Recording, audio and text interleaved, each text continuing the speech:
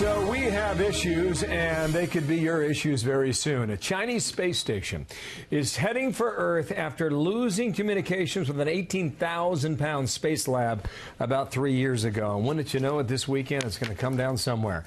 Mike Massimino, former NASA astronaut, also senior advisor for space programs at the Intrepid Museum here in New York City, and author of the book Spaceman. How you doing, Mike? Nice to see you. You've been up there. You've been back a couple times. Yes. Why can't we say where this...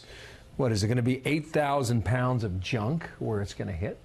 Well, it appears that it's an uncontrolled entry, which means it's not going to be guided back to Earth. So you're at the mercy of the density of the atmosphere. As it gets lower in the atmosphere, it's going to slow down, and the density of the atmosphere can vary. So depending on that is going to dictate of how it's going to come in. The range is going to be big, probably about a 400-mile range at least for any of the pieces that make it through the atmosphere. Most of it will burn up. About 10 to 40% of it will reach the Earth. Are you saying we should be losing sleep or not? No, not at all. The Earth is, if you look at the planet, and you know, one of the things when I looked at it from space, like there's a lot of water down there. It's about 70% water. So that's a percentage answer. That's a percentage. It's about 70. Yes, it's about 70% water.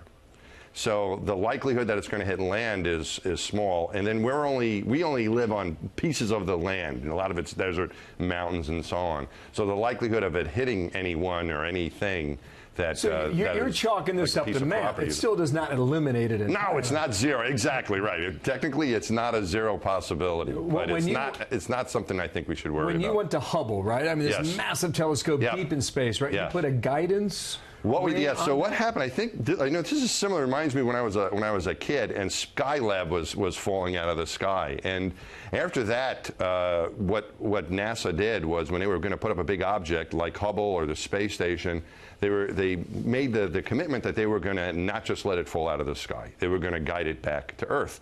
So with Hubble, what we did on the last servicing mission is we put a docking ring on the bottom of it. That's one of the tasks we did.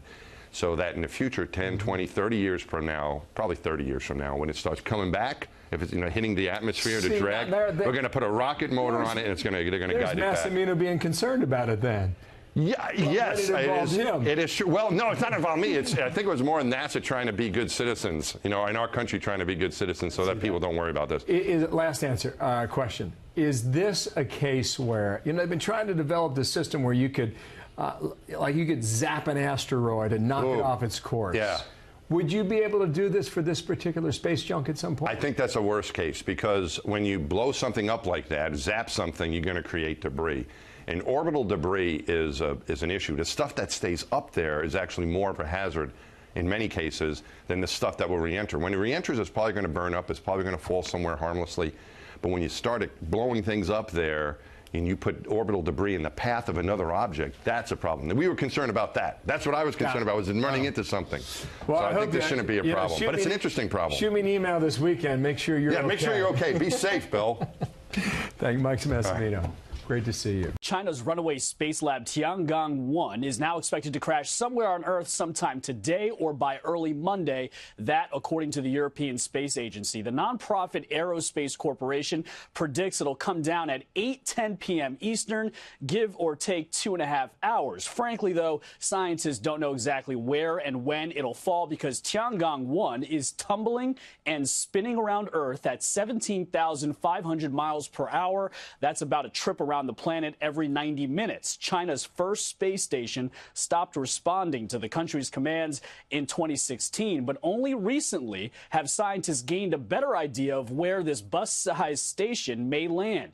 It will come down somewhere between latitudes of 43 degrees north and 43 degrees south, so somewhere over most of the United States, China, Africa, Southern Europe, Australia, and South America. Russia, Canada, and Northern Europe are out of range. Now, as for chances of getting hit by space debris, that's extremely low. Scientists say it's much more likely Tiangong-1 will likely crash land in water, since 71% of the Earth's surface is oceans. Also, most of the spacecraft will burn up on re-entry. Only about 10% of it is likely to survive.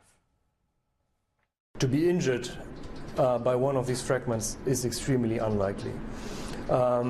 My estimate is that the probability to be injured by one of these fragments is similar to the probability of being hit by lightning twice in the same year. The Tiangong-1 space station was launched in 2011. The lab hosted 2 crewed missions, including China's first female astronauts. Tonight, though, the station could provide folks with a meteor-style final show. If people are in the right place on the planet and get the right opportunity, they might see a pretty nice sight in the sky. And just underscoring the unpredictability about where this thing will land, if scientists are off by even just 1 minute, that could mean hundreds of miles in terms of where it'll land. Eric? Oh, man. Great. Oh, boy. That's the right response. That is the right response.